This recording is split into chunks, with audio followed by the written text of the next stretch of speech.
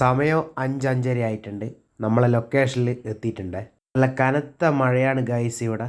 അപ്പോൾ ഇന്നിനി ചോളം കയറ്റാമെന്ന് നമുക്ക് വലിയ പ്രതീക്ഷയൊന്നുമില്ല. മഴ നിന്നിനെങ്കിൽ മാത്രമേ നമുക്ക് ചോളം കയറ്റാൻ പറ്റുകയുള്ളൂ. അപ്പോൾ ഇന്നത്തെ ഫുഡ് നമ്മൾ വണ്ടിയിൽ തന്നെ തയ്യാറാക്കുകയാണ്. ചോറ് സോയാബീൻ മസാലയാണ് ഇന്ന് ഉണ്ടാക്കുന്നത്. ഇതും കഴിച്ച് നല്ല ഉറക്കവും കഴിഞ്ഞ് രാവിലെ തന്നെ എഴുന്നേറ്റ് ചോളത്തിൻ്റെ അവസ്ഥയൊന്ന് ചെക്കും ചെയ്ത് മഴ കുറേ അങ്ങ് മാറി നിന്നിട്ടുണ്ട്. അപ്പോൾ ഇന്ന് നമുക്ക് എന്തായാലും ലോഡ് കിട്ടുമെന്നുള്ള പ്രതീക്ഷയുണ്ട്.